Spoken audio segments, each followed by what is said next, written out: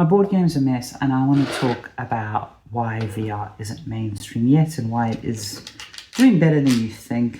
I was asked a question by a quite senior person about, what's the pace of VR and da-da-da, and like, when's VR going to hockey stick? And questions like this. And I had to explain that VR is not going to hockey stick. VR is growing very healthily, but it's not going to hockey stick. So who am I and why am I answering this question? I've been doing VR for about a decade, just over a decade maybe. I was involved in the PSVR 1 launch. I helped with PSVR 2. I've been working at Adobe as a VR expert for a while now, but I've got a lot of experience in the games industry. And I think the perspective people have is a bit tilted on this. I think it's useful to talk about. First of all, I want to clear up some air. At least when I was at Sony, we always hit our targets. Did we hit the numbers we said we would hit? Yep, pretty much. You know, when you sit down and you're realistic and you do the math on these things, which you have to do as a business, you get pretty good at predicting these things. And while I don't have any insight and knowledge about Meta, I expect they've largely hit their numbers as well in regards to VR. They probably have some optimistic projections, but in terms of like their baseline numbers, they've hit them. And VR is doing very well. There was a survey recently that 1 in 4 teens in the US is playing VR. And that's great growth. And VR has shown sort of year-on-year growth. It hasn't really had a slowdown. There's never ever been a time when VR is dying. I think it's more just like people's hype expectations, but everyone's talked about that. I think what I want to talk about is a more historical perspective, because I was there making games when the iPhone launched. So when I was just starting in video games, I got my first degrees in South Africa, and then I came over to the UK and I was doing a third degree, and it wasn't a post-grad, it was a graduate degree because reasons that are too long for this video. But also for reasons that are too long for this video, I ended up on like a weird mutated degree, and I ended up basically doing like a master's thesis thing, dissertation thing. Anyway, I did a bunch of independent study modules for credit, and I did a lot of work on early motion controller stuff. This is how I ended up eventually working on some Move games when Move was getting shipped, and Wii stuff. So before the Wii, and before motion controllers were really big, there was a phone called the Nokia N95 that had accelerometers that you could do, and I was playing around a lot with that and really interested and excited by that.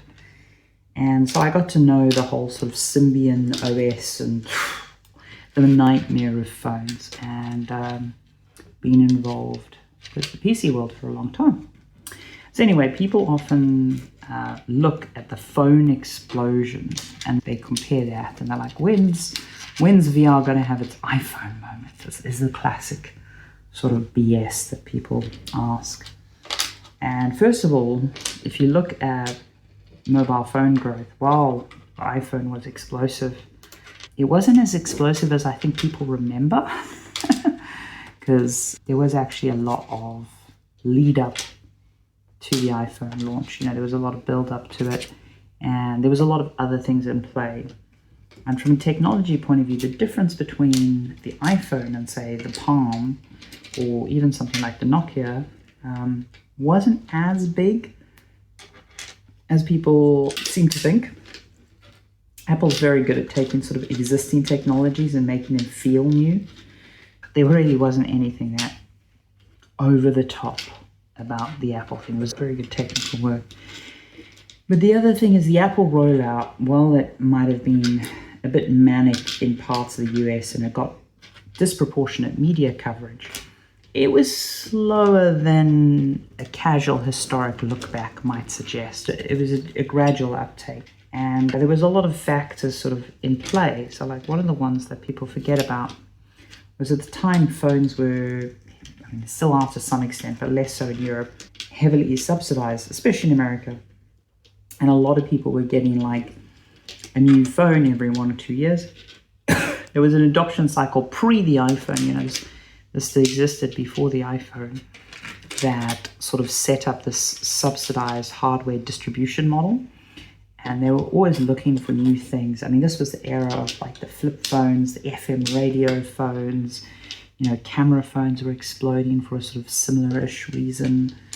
We had a lot of companies looking for a reason to excite their new customers to upgrade their contract and go onto a slightly more expensive contract or whatever. So there was like a financial model there that was hungry, that needed to be fed, that was pre-established. And then on top of that, there was this sort of third world growth thing. Now, if you go back to the computer boom, that was painfully slow. My mum's quite old, and one of her first accounting jobs, she was working with punch card accounting machine. The introduction of computers into the workplace took a really long time. I remember my mum going to a typing class for adults to learn how to use word processors, because word processors were this fangled new thing, kind of like we talk about AI now. It's going to take everyone's jobs. And I don't want to undersell the impact of the word processor. It was massive. It's absolutely massive. And there are lots of adults had to like do last minute training on it to like go from typewriters to word processors. It was a bigger step than I think some people remember. Anyway, these slow adoptions, and like we had luggables, which were like the precursor to laptops for quite some time. And then all of a sudden we did proper laptops as we would think of them now.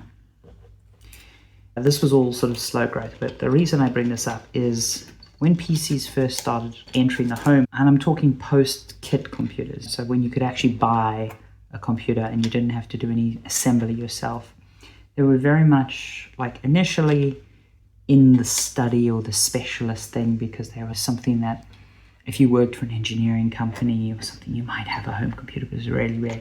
When families started buying computers, they would go into the family room or the family area.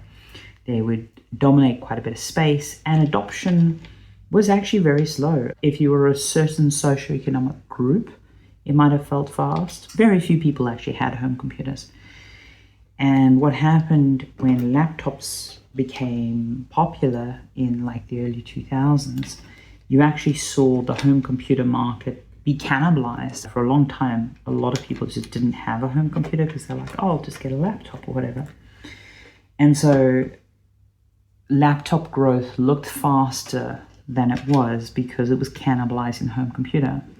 And then a similar thing happened with the introduction of the phone, in that a lot of countries, and this is, coming from South Africa, I saw this a lot, people skipped the computer, they skipped the laptop, and they went straight to the phone.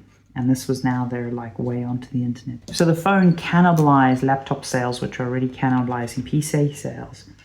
So it looked even faster than the laptop. But again, it was building on this computer growth. And as I say, there was this subsidized phone model of like getting hardware out and like sucking the cost in. And, there was other commercial incentives. So there was a lot of artificial things sort of bloating the phone. And even with that, the distribution of the phone, especially like the smartphone, is slower than people think on a global scale. Much slower than people think. And there was a lot of people who for a very long time, a lot of demographics who didn't have a smartphone. It just, it took a while. And if you're of a certain generation, or if you're looking back on the historical record, it can feel, you can lose that perspective on it. This is a bit upsetting that this doesn't quite level. I think that was just something I had to account for because these decks are very different sizes. But now the problem is that when I tilted this all went to a mess. I'm wondering if I can make it so when it tilts it doesn't. I might have to just print a new box for this, to be fair. That cannibalization effect is very, very powerful, and I want to highlight it. And I don't think there will be an equivalent for VR, because no one is going to say, I don't need a mobile phone, I'll purchase a VR headset. It's just not going to happen. I do see a world where people say, I don't need a gaming PC or I don't need a laptop, I'll purchase a headset. But I think that is a smaller size, and I don't think we're going to see that cannibalization of format that mobile phones and laptops before them and tablets briefly enjoyed. So I think that's like one of the big sort of effects. But VR growth is very healthy. If anything, it's going to cannibalize like console sales to some extent, especially with sort of see, this is the other thing, is a lot of the things that drove mobile phones to grow, like limited space to yourself and whatnot. Do I think VR is the platform of the future? Yes. Do I think VR's growth is going to hockey stick at any point in the near future? No. VR hardware is not going to fundamentally change anytime soon. We know what the materials and the production and the R&D pipelines look like for those. They're very iterative. This is a good thing. But we don't see those sort of artificial market pressures. So yeah, VR as an industry is growing. It's very exciting. I love VR.